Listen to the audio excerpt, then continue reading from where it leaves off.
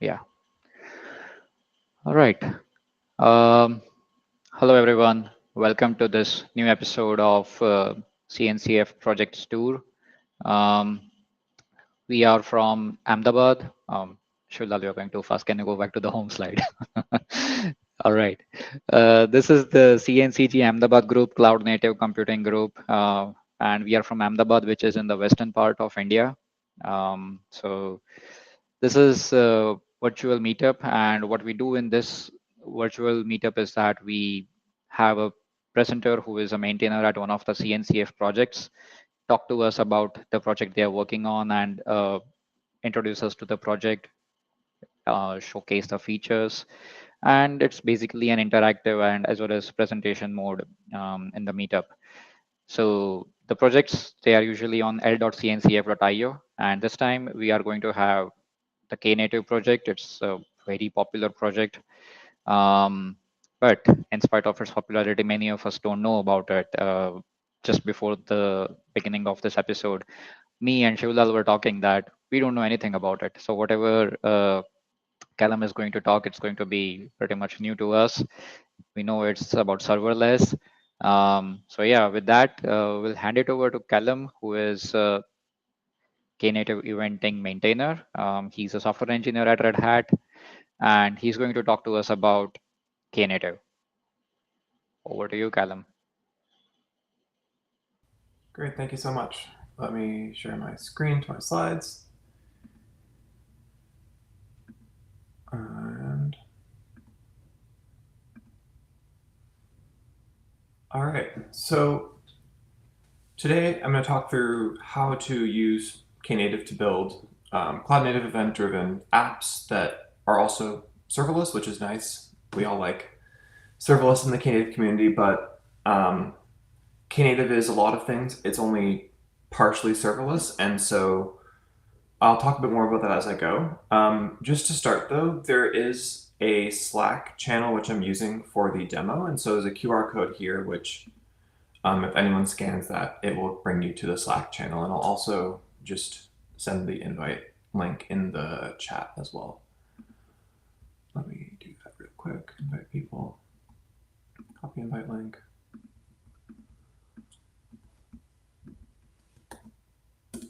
So if anyone joins the Slack, you'll be able to see things happening as we go through the demo. So Knative is, one of the ways we describe it is Kubernetes-based building blocks for serverless computing. But another way to think about it is sort of a platform on top of Kubernetes that's more friendly for app developers instead of platform developers.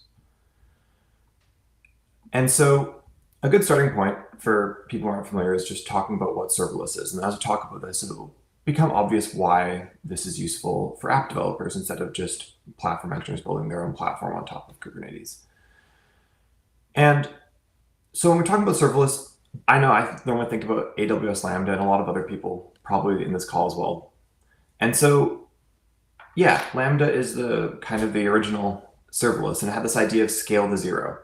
So when no one's calling your Lambda, it scales to zero. There's nothing running.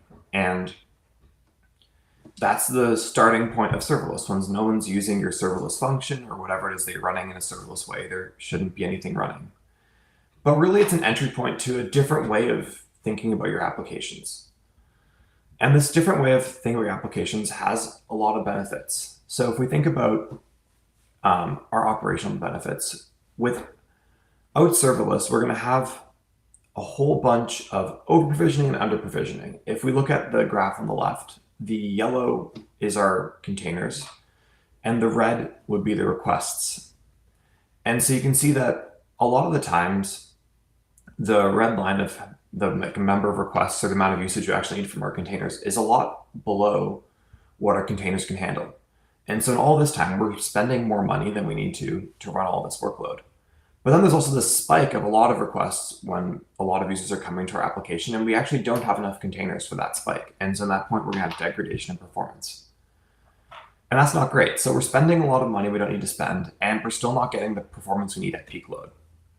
So if we come over to with serverless on the right, the number of containers we're running is tracking with our requests and with the need that we have for these containers. And so when some of our services aren't being used, we aren't running them anymore.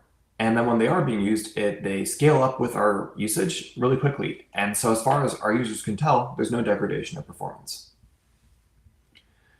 But this is just the basics. Really what's happening is there's this model called that we like to think of like an event trigger application. And this is the more general concept behind serverless computing. It's that there's some event that happens, and when that event happens, we want to run some code to produce a result for your application.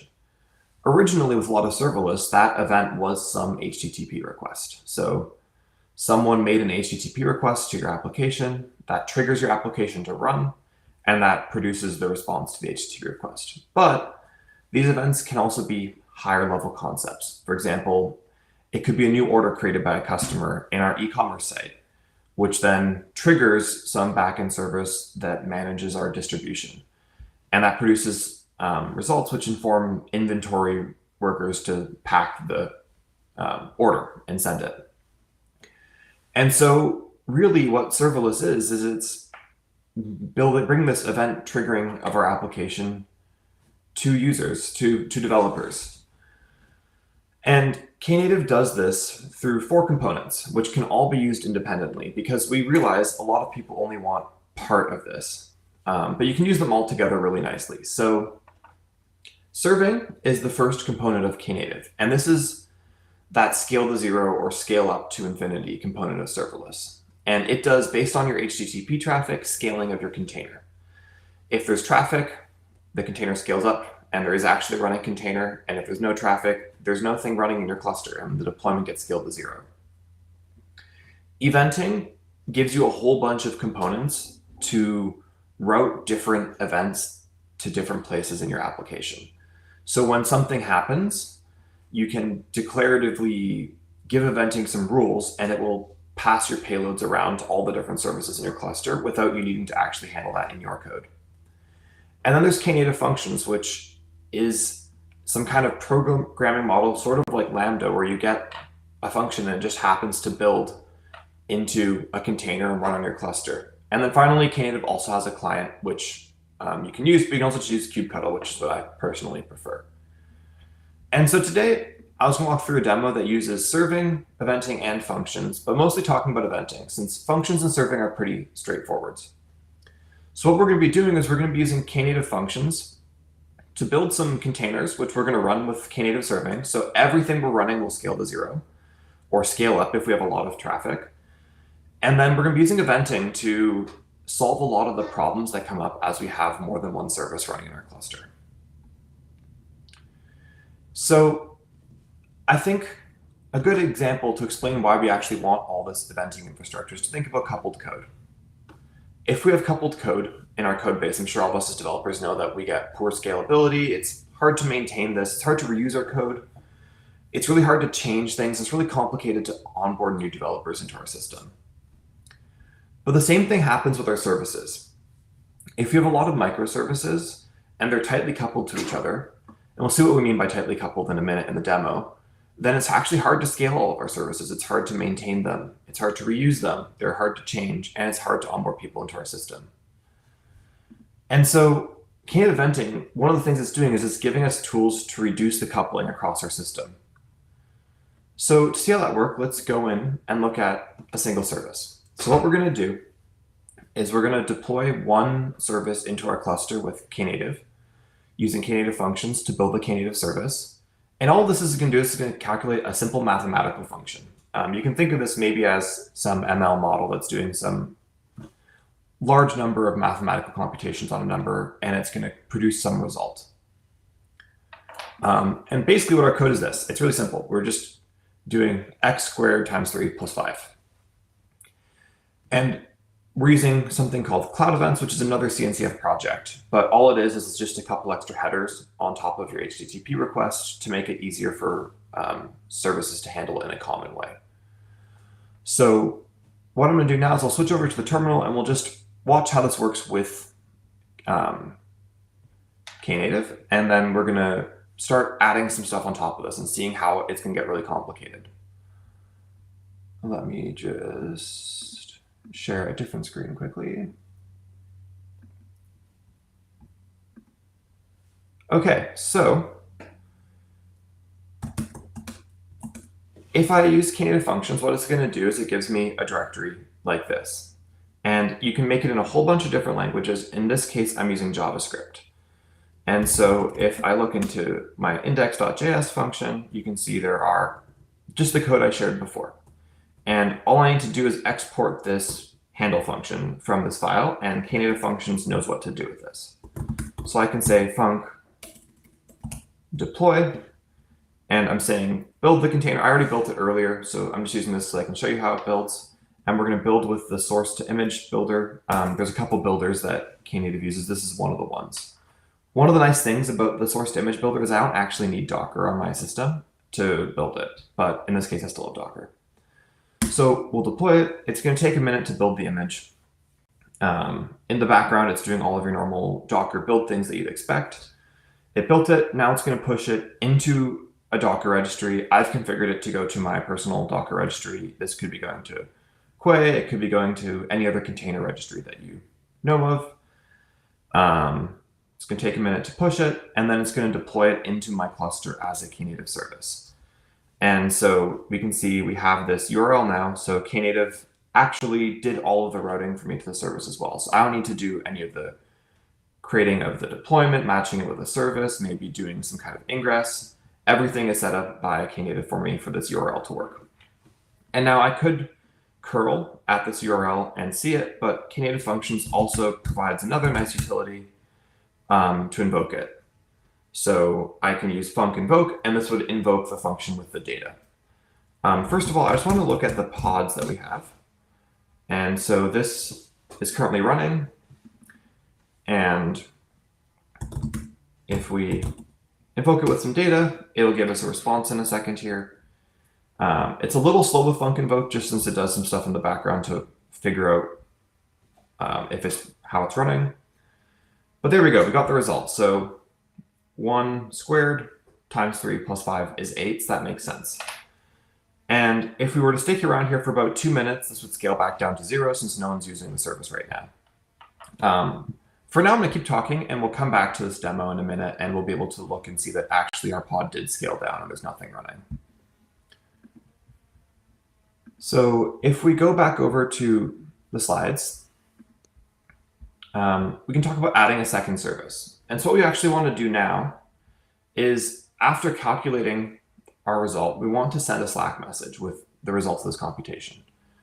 You could think about maybe something went wrong in our testing environment and we want to send a Slack message. So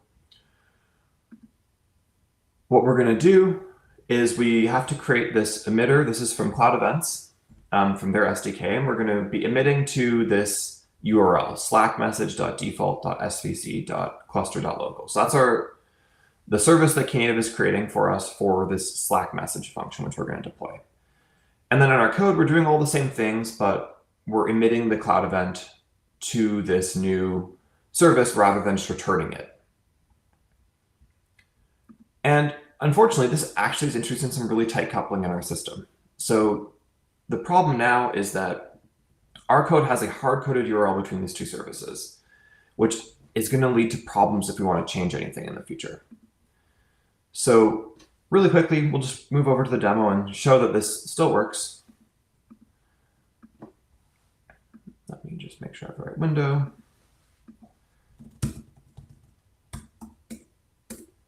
So same thing here. I just need to create the secret so that I can actually talk to Slack. And then I'm going to deploy the first of the two functions, f of x, then we're going to deploy the Slack message function as well. And at this point, I'd like to remind everyone in the chat, there is a link to actually join the Slack channel if you want to see the demo. So that one's deployed. We're going to go back into Slack message, and we're also going to deploy this one as well. It'll take a minute to build everything, and then we'll be able to actually see the result of this in Slack, which is pretty fun. And just while I'm on Slack, I see that there is a question saying containers events. It looks very similar to HPA and Kata. And yes, so Kata is another type of scaler. Knative, what it does differently than Kata, and we think still a little bit better than Kata, is it provides scaling based on your HTTP traffic. So when someone sends a request into your cluster, Knative can scale based on that request, and then without anyone noticing that there wasn't any backend container before that request came in. And so Knative is very performant on that HTTP scaling. And if you look into ML projects like Kserve that also provide serverless scaling, they're actually using Knative under the hood for that. But it is a similar concept. So if we go back into F.6 and we just invoke it again with our data, give it a second, it's got to do some stuff in the background.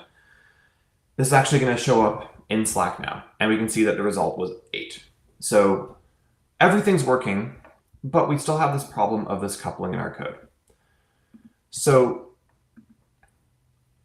what do we do about that? Well, we can't just send it to GitHub instead, right? We have to change our code somehow if we want to change where we're sending it. Because we can't just reuse this service without changing our code right now. We would need to rewrite the code if we want to use it to send the data somewhere else. So this is where some of these Knative eventing components start coming in. And the first one is a sync binding. So the sync binding, you have some reference to the destination, in this case, the service that we want to send it to. And then you also say which service you want to modify, in this case, f(x). And then it's going to inject an environment variable for us that has the correct URL to send the destination. So, you could figure out these URLs yourself, but if you want to use all the Kubernetes APIs, sync bindings is the first one that's really simple, and it lets you start to decouple your code. And so what it looks like is this. We have a subject. In this case, it's a serving.knative.dev service, f(x). And then the sync is that Slack message service. And then Knative is able to take this, and it's going to inject the environment variable ksync, and so now our emitter for is just that ksync environment variable. And if I modify that sync binding, it's going to update the environment variable for me, and all my code will still work. And so I'm able to start to reuse this service or modify this service without needing to change my code now, which is what we wanted to do. So I'll share it once again, and we'll see that we'll just keep going, and we'll see that this still works.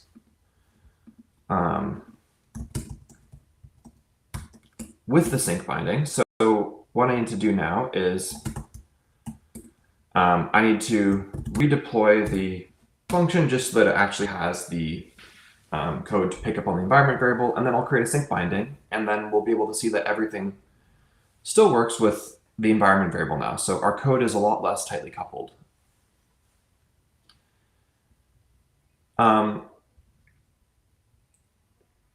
Yeah. And again, feel free to add questions in the Slack, or I think there's also Q&A going in here, and we can get to them once we get through the presentation as well.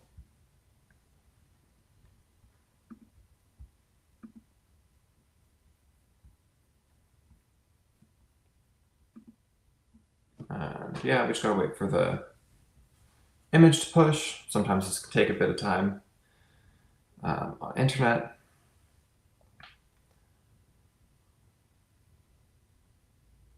Okay, so talking about Kafka to queue the messages. Actually, we're going to get to that in a second. This is just, we're kind of building up to it. So one of the things that you might, if you were to use Kafka, for example, you're still kind of, for example, attaching to a specific Kafka topic to send it into, and you're still having that level of coupling in your code. One of the things we're going to see in a couple minutes is that Knative actually does a lot of the Kafka stuff for you in more interesting use cases as soon as this demo actually builds. So using Kafka is great, but a lot of the times, for example, let's say you have a lot of messages going into one Kafka topic.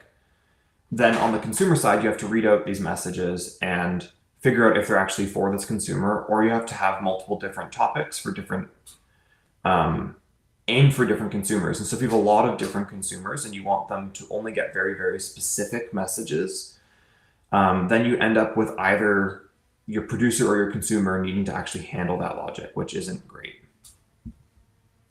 And so Knative actually can handle that if my internet ever lets this image push to the registry. Okay, so that's not fun.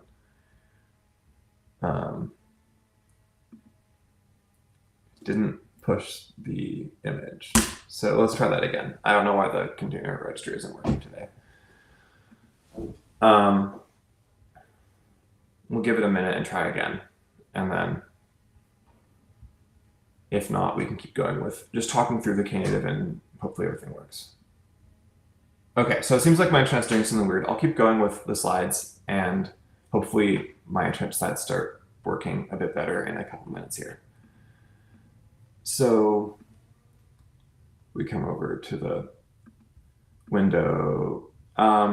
Yeah, exactly. You could think about Knative as a cloud agnostic Lambda, but the nice thing is you can pick and choose all of the parts. So Knative serving, all it's doing is the scale to 0 and scale up to whatever by HTTP. In Knative eventing, all it's doing is this routing of events we're going to see in a minute. In Knative functions, it just builds and deploys containers for you. By default as a Knative service, but often as a deployment. And so what Knative is doing is it's giving you all of the pieces you might want to build something like Lambda, but you only have to use the parts you want. You don't need to use everything. So one of the problems with the sync binding, though, is if I want to actually send a message to a second service, then I start to have some problems since the sync binding can only send to one of these at a time. So it's removed the need for me to have hard-coded URL, but unfortunately, there's still a URL to send one HTTP message. And if I want to send it to both, there isn't an easy way to do that. And so what we really want is we want to send the message to something which can then send it out to two different services. So one of them in the demo, which we can come back to it later and see if the internet's picked up and I can talk to docker.io from my computer, but one of them sends a Slack message using the result field from the data, and the other one uses the message field from the data. So we would see different Slack messages. And what we want is a channel. So Knative has the concept of a channel, and the channel, you can then subscribe, your deployment or your Knative service or anything else that can receive HTTP traffic. It doesn't even need to be in your cluster to the channel. And every event that comes to the channel gets sent to every single subscriber. So if I send one message, one event into the channel, in this case, both services that are subscribed to the channel would get the messages. And we were talking about Kafka a couple minutes ago. You can back these channels with Kafka. One of the ways we recommend you do it is with Kafka. And then Knative internally will manage your Kafka topic. And you don't really need to worry about exactly what's happening in Kafka or pulling out of Kafka. So you still get the push semantics on the consumer side instead of needing to pull it out of Kafka. And one of the things that's nice, if you do happen to use eventing with serving, is actually, that means your service can scale to 0. So this scales to 0, and then whenever there is that message in the Kafka topic that Knative is managing, we will send that into your service. Your service scales up from 0 and handles it. And so in this case, what we're going to have is we can have multiple producers as well. So I can have all my producers with sync bindings to the channel, and then the channel has multiple subscribers. And so we can have multiple producers, multiple consumers, and I don't really need to make code changes on the producer or the consumer side. The way it works is you can see now the sync bindings are referring to the channel instead of the service directly, and that's all I had to change.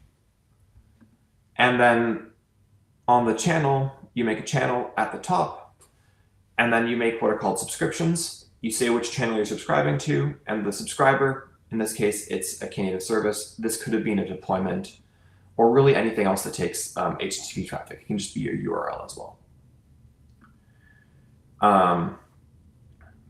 And then One thing to note, though, is that we have these two services in the demo. One of them is checking if there is a result, and if there isn't a result, it doesn't do anything. The other one is checking if there is a message, and if there isn't a message, it doesn't do anything. And so this is one of the things that can come up when you're using a channel. You have some code at the start of your service which checks, hey, is this data actually for me? Because I'm sending everything into one channel and it's sending everything out to every service. And so I sometimes need to validate in my service now, is this actually something I want to do something about? And if not, I'm ignoring it. But this isn't great because now whenever any data comes into my channel, all of my services are going to scale up from 0. And so I'm not really getting that serverless benefit anymore. They're scaling up to some level, like 5 or 10 replicas, since I have a lot of traffic, and nothing scaled to 0. But what I really want is I want a way to only send data to these services if they're needed. And so in the code, which I haven't shown too much of, the result field is being used if the result of the computation is less than 100. And the message field is being used if the result of the computation is greater than 100. You could think about this as like having a file attachment that's too large. And so we're just going to put a reference in our payload saying, hey, it was too big. You can look for it here. So the Knative broker lets us set conditions on the payload, specifically in the headers of the payload, to say when it should send to these services. And so the broker is similar to the channel, but now I can actually set conditions on when I should send the data to the services. So I have triggers, and the triggers have a set of conditions. They can be based on attributes. They can be based on something called Cloud Events SQL. They can do prefix matching. They can do suffix matching. And they let me decide when to actually send the data to my services. And this is a really nice abstraction, especially when you want to be able to scale these things down to 0. Also, in the context of Kafka, this is a thing you can't do easily with just a Kafka topic. If you're consuming out of the Kafka topic, you have to actually see what came out of the topic and consume that before you can determine if it was meant for the consumer. Or on the producer side, you need to understand, okay, based on these conditions, I need to send it to this topic or this other topic. Whereas with the broker, I can just send all of my data into the broker. The broker maybe puts it into Kafka on the back end, and then depending on the conditions of the data, it gets delivered to these all correctly. And so the broker, similar semantics, I'm going to make this a bit bigger so we can see. Before we make a broker, and then instead of subscriptions, we're now using a trigger. So I'm saying, hey, this is the broker. It's called my broker. And I'm filtering on if the attribute called too large is true, then we're going to send it to the subscriber. I can have any other filter I want, and that will determine when to actually send the data. And so I can then put all these pieces together, and I can have the multiple producers, which might be Knative services, the sync bindings, sending into a broker, which has a whole bunch of triggers sending to different places. For example, it could be to another broker, it could be to a channel, it could be directly to a Knative service. And so really the point of this is that there's these whole different levels of abstractions you can get from Knative eventing that give you different levels of semantics and of abstraction over sending data between your different services in your cluster or outside of your cluster. And really, that's the idea of Knative eventing. It's a whole bunch of building blocks that you can use to send them. And one of the nice things about this, we were talking a bit before about how Knative is a kind of a cloud agnostic Lambda. Knative eventing is its set of APIs that's sort of agnostic to the backing messaging layer. So we support 3 currently. You can use Kafka, you can use RabbitMQ, or we just have one that's in memory, so there's no retention. And so to answer the question that just came up in the chat about if there's a retention period for the data, yeah, it's whatever is in Kafka or in RabbitMQ. If it's in memory, there's no retention period. But Knative is just giving you some nice, like developer-friendly abstractions on top of that also make it really nice to work with serverless. But you still have Kafka under the hood, and you can still manage Kafka and configure Kafka however you want. But Knative is giving you a much nicer set of APIs on top of that. And then it's also giving you that ability to build these functions and to deliver everything. So I'm going to try one more time just to the demo, see if the internet's working a little bit better now.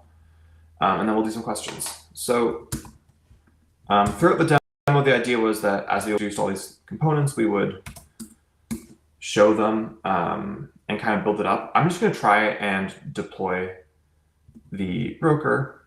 I've got a bit of a install script here. All it's going to do is it's going to create the sync bindings, it's going to create the broker, it's going to create the triggers, and then it's going to build all these functions for us using the Knative CLI.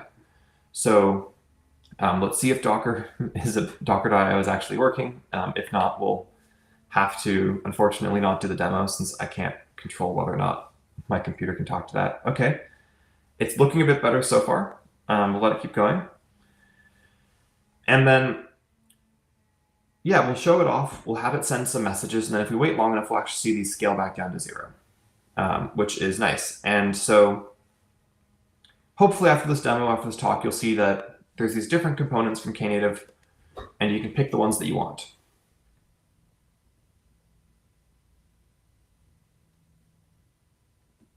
So just answering questions in the chat as it goes. So can we have triggers using Kafka in Knative? If yes, does that mean the trigger is actually consumer of the topic? Yes. So if you're using the Kafka-backed broker in Knative, then the trigger is the consumer of the topic and is redirecting it to your pods or wherever else you need it to go to after the evaluation. So it will consume out of the topic and determine where it needs to go based off all the conditions in your triggers and then send it correctly. One of the nice things, though, is that it actually does, the trigger itself scales based on messages in the Kafka topic. So if there's nothing in the Kafka topic, there isn't even a consumer running. And then as the messages enter the topic and there starts to be a consumer lag that we see in the topic, the trigger scales up, starts consuming all the messages out of your topic, and then sends them to whatever workloads you need. And so in that way, if there's nothing in Kafka, there's nothing running. If there's a message in Kafka, but actually it doesn't match any of the conditions you've sent, none of your services, if you're using Knative serving, would ever scale up, and you never have to deal with that compute. And then if it does match some of your services, only the ones that need to handle the event would handle them. So it looks like everything actually deployed. So that's good. So what we can do now is we can see the demo we were talking about. So what's going to happen is if the number is less than 100, we're going to have the result field set, and we're going to send it to the Slack result Knative service. So we have 4. We've got Slack message, Slack result, and then f of x and f of y. And f of x and f of y are just 2 different functions that do math stuff. And then if it's greater than 100, it's going to send it to the Slack message Knative service, which will then scale up and deliver the message field into the Slack channel. So so what's happened is actually they've all scaled to 0 right now. So nothing is running, just because I was talking. And now if I invoke this function with some data, it's going to, in the background, scale up f of x. F of x is going to process this. It's going to have a result. So we got back the result, and now this has been sent into the broker. The broker is doing something. It's going to have scaled up the Slack message. So we see Slack results because our result was less than 100. So only those 2 are scaled up and running now. And we can see that the result was 8 once again. And let me just get my mouse back. If I invoke, run that, which is like, a slightly bigger number, but still not too big, everything is going to keep running. It's not going to have scaled down to 0 yet. So it's going to be the same instance of everything. And we're going to get the result again. But now, let's say I've used some big number like 100. So this should definitely be too big for our result. And now what's going to happen is the broker with the triggers is going to actually route this to the Slack message service. So now we can see that the Slack message has also been scaled up. So in that way, we're able to, as we need to now, have our services scale up from 0 and handle the data, but only when there actually is data meant for those things. And similarly, I can come over to f of y, which if we look into it, this is computing 150 times sine of y. So I can invoke it with like y of 1, give it a second. Since this is now needing to scale up, and then we're going to see what happens. And this should be too large. That's going to be about 120. And so we're going to see that, the result was greater than 100, which was the message that this one is sending as a message. So we can see its message field is result is greater than 100, unlike F(x), which just says greater than 100. If instead we tried to invoke it with, I think, 20 should be small enough, I think, that it shouldn't be greater than 100 and we'll be okay. Or not. Try 90.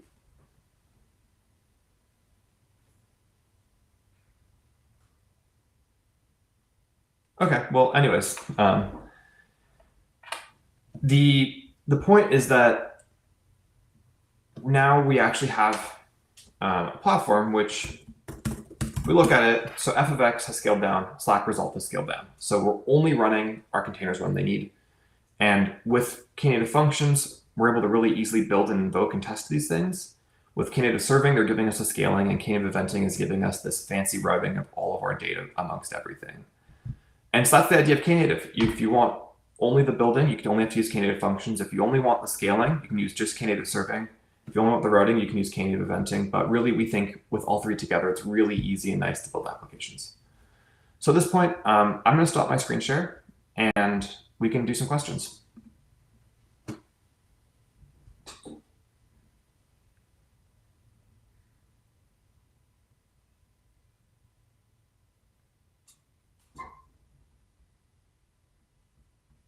So, first of all, I have the questions. Yeah.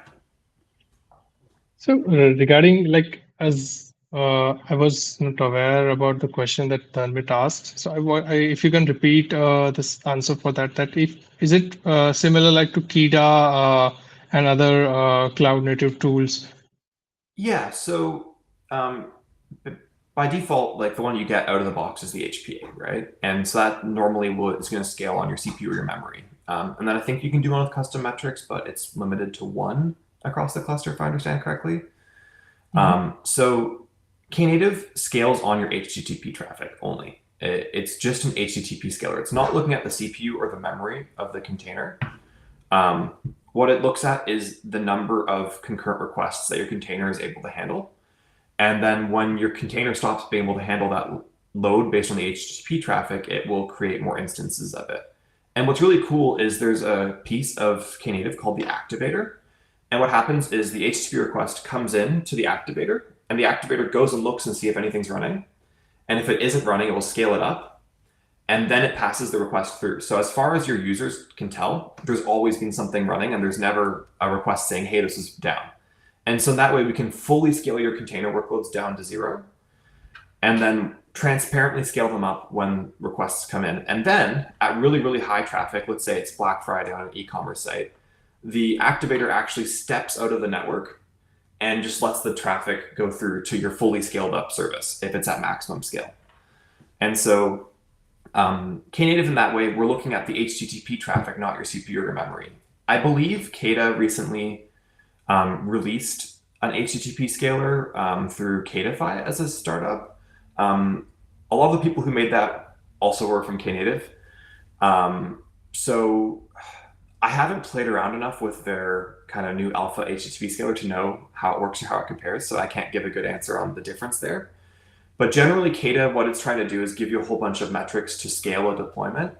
What Knative is doing is it's trying to just really, really, really do a good job on that HTTP scaling, which normally is what your app needs to scale. If you're looking to scale a database based on, like CPU, or you're looking to scale something based on your Kafka topic leg, maybe Knative wouldn't be the right use case. But for pure HTTP scaling, you have a web app, you have like an LLM you want to scale, Knative tends to perform the best. There was a talk at KubeCon North America in Salt Lake City where someone from the Kserve community was showing, like, they built a custom scaler to run an LLM and they compared it to Knative out of the box, and Knative performed better. And then they showed that if you did a whole bunch of work, you could get your custom scaler to be a little bit better than Knative for the specific, like, really large container that they're scaling for the LLM.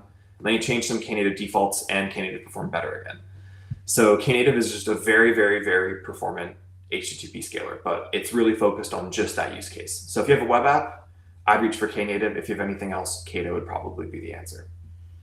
Right. So if I want to just write down Knative in one sentence, it could be like HTTP scaling, Knative scaling based on HTTP request, right? So for Knative serving, yeah, Knative eventing is that like event-driven architecture building blocks, and so Knative really has those three parts, right? And so Knative serving, yeah, HTTP scaling, that's what it does, and it just tries to do that really well. Knative eventing is event-driven components for Kubernetes, and then Knative functions gives you that like functions as a service experience, but on top of Kubernetes. Right. We have one question from Sandeep. So Sandeep wants to say if you want to suggest if someone wants to get started with Knative, what would you suggest? Do you mean started using or started contributing? Or both, I think. Yes, Okay, Sandeep? sure. So for using, we have a really nice end-to-end tutorial that someone in the community, Leo Lee, made a year ago. You build an application using Knative functions, Knative serving, and Knative eventing, and a whole bunch of different components from all three of them.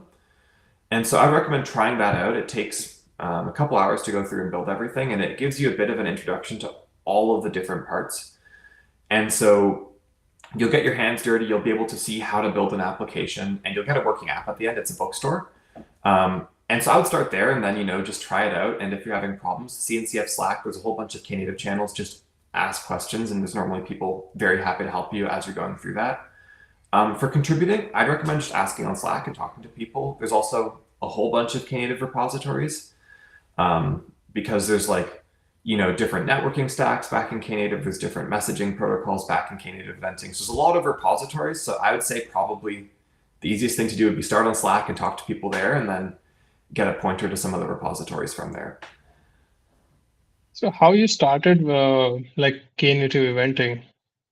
I started just through working at Red Hat. I was on the Knative eventing team, and so I started in Knative eventing. I mostly did work on the Kafka implementation, was my main thing for a while, and then I've been doing some work in the kind of higher level, just all of eventing more recently. One of the things I've been working on, which hopefully will get released in the next release as a new alpha API, is called the request reply resource. And so what it does is you have all these asynchronous event-driven primitives, and it lets you synchronously call them. So if you have like a front-end application that you want to just send a request and get a response, but you have some asynchronous event-driven architecture that's doing like 20 different microservices in the background, the request reply is able to translate that for you and give you a bit of a layer in between. But yeah, my advice for starting in Knative eventing would be to pick one and start with it, and then stick with like Kafka for a while or RabbitMQ for a while and understand how that works rather than trying to jump between all of them. I saw a question in the Q&A about multi-cluster redirecting using Knative eventing. The answer is yes, but you'd have to do a little bit of work. So Knative eventing by default can only send events to deployments or services or anything else with an address in your cluster, but it can also send things to a URL. And so if you have a URL of, for example, a broker in a different cluster, then you can have one broker in your current cluster send events to the broker in the other cluster. And then that broker will be able to distribute the events inside the other cluster. But by default, Knative isn't going to have access to any resources in the other cluster. So you have to do it through having some kind of ingress with a URL in the other cluster that your current cluster can send events to.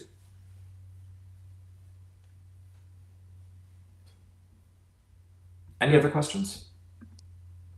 So if anyone have any questions, I have given a presenter mode to everyone. You can just unmute yourself and ask the question right here.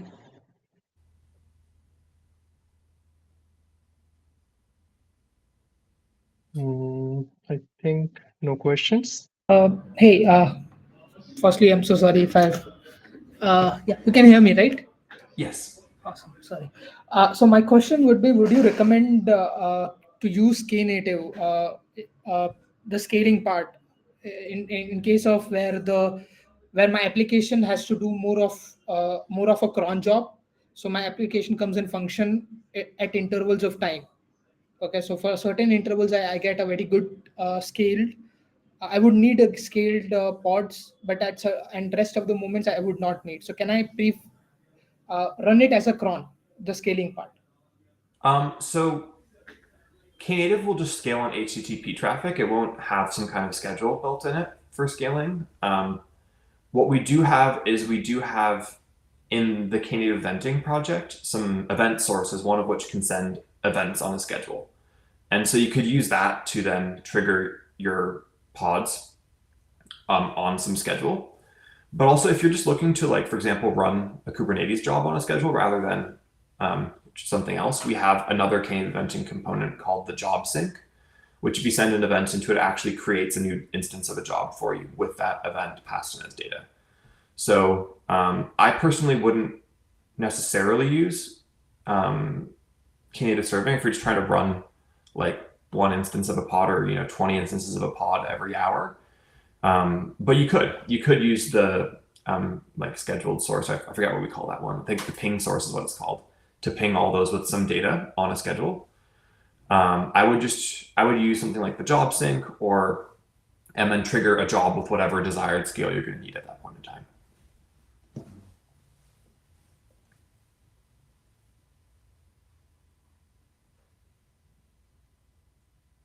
Cool. Thanks, Avinash, for the question. Any other questions from the audience? You can unmute yourself. There is one question in chat from Yogesh. Is Knative similar to Lambda? Yeah. So I'd say that Knative functions plus Knative serving kind of give you that Lambda experience of you just kind of write a function that handles something that happens, and then that scales up or down as it happens. So I would say that's kind of your Lambda experience, just taking Knative functions and using that to build your Knative service. On its own, Knative serving takes any arbitrary container, which is more general than Lambda. There's like no runtime requirements. You can just take any container right now that takes HTTP traffic, and Knative serving will work with it.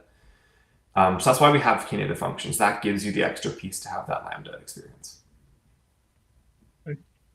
I have one question. Like, do you see if I want to count the use cases for such project?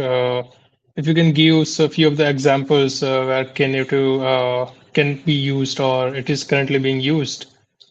Yeah, so one of the big use cases that we've seen for the past couple of years for Knative serving is running AI models for the actual inference.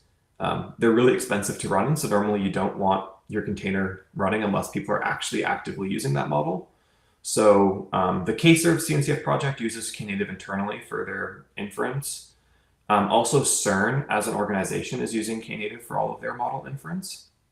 A lot of other companies as well, they're doing their AI inference on top of Knative.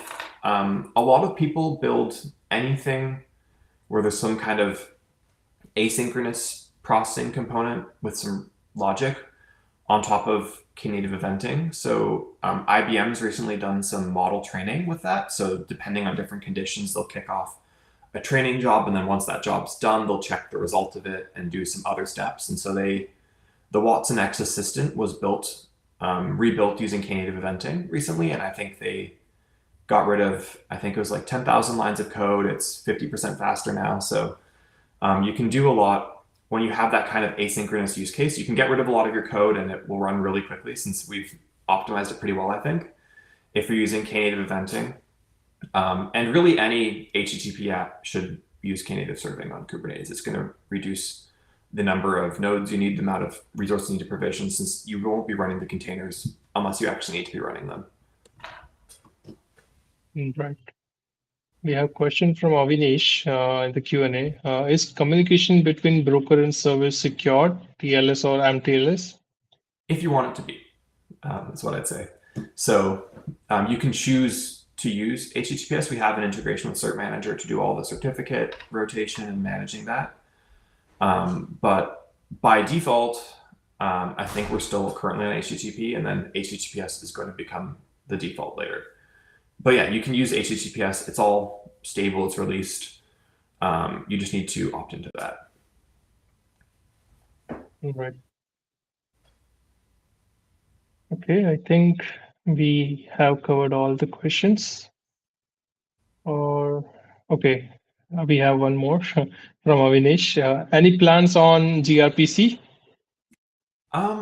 There's a chance it already works out of the box on Knative serving. I haven't personally tested that one. A lot of the various protocols on top of TCP do work. I can't answer whether that does currently work out of the box or not in Knative serving. For Knative eventing, it's currently using HTTP to deliver the events to your service. And then internally, it depends on which protocol you're using to back it. It could be Kafka, it could be RabbitMQ. So for Knative eventing, I don't think there are currently plans for gRPC, and for serving, I don't know if it works or not. Right. Any further updates or any further features that the Knative team is developing for future releases? One that came out recently, which is an alpha, which is quite exciting, but I haven't had a chance to play with since I've been working on my thesis, is it's called the integration source and integration sync, and it lets you integrate and take events out of, for example, AWS, like all those different event sources, like SQS, a whole bunch of their AWS services. I don't know all of them off the top of my head. And then connect them into your cluster. And now you have them all as cloud events inside your Knative cluster. And then the integration syncs lets you send your data out of your cluster into a whole bunch of AWS services. And so you can have your Knative broker receiving a whole bunch of AWS events, routing them to all of the services in your cluster that care about them. And then based on what you're doing with it, you can send events back out into AWS systems. And I think the hope is that eventually the integration source will integrate with a lot more cloud providers instead of just AWS. But AWS was the initial implementation for that. So I think that one's really exciting. On the serving side, we're thinking about this one's a bit more of a maybe, but we're talking about opening up the scaling algorithms so that people can play around with the knobs and adjust the scaling a bit more themselves, so that if you have some use case where you really, really want to have like hyper fast scaling for a weird scenario, you can do that yourself.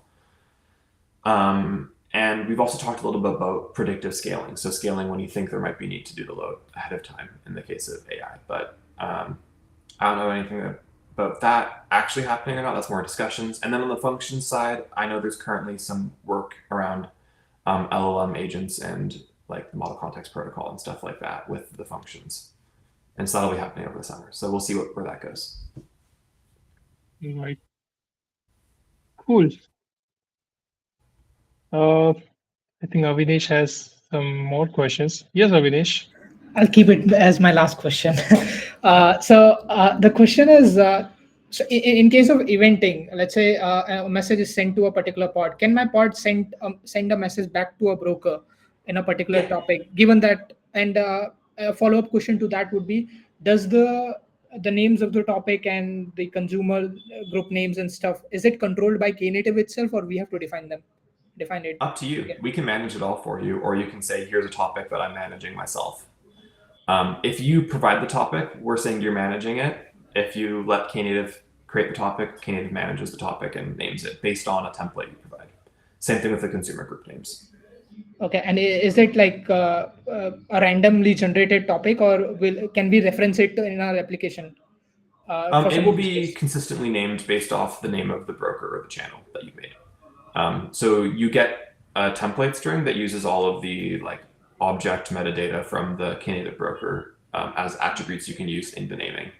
So a very common one is to use like the broker name and namespace with like Knative -broker -broker name -broker namespace, something like that would be a very common one that we see. And then you can reference that elsewhere in your application for Kafka. If you're also just looking for a way to easily send HTTP traffic into Kafka or get HTTP out of Kafka, we have a Kafka source and a Kafka sync as well, which just takes things out of Kafka and turns them into events and sends them as HTTP or something. And the Kafka sync takes events as HTTP and turns them into Kafka messages. under the hood, and that would be to whatever topic you want. Okay. Thank you.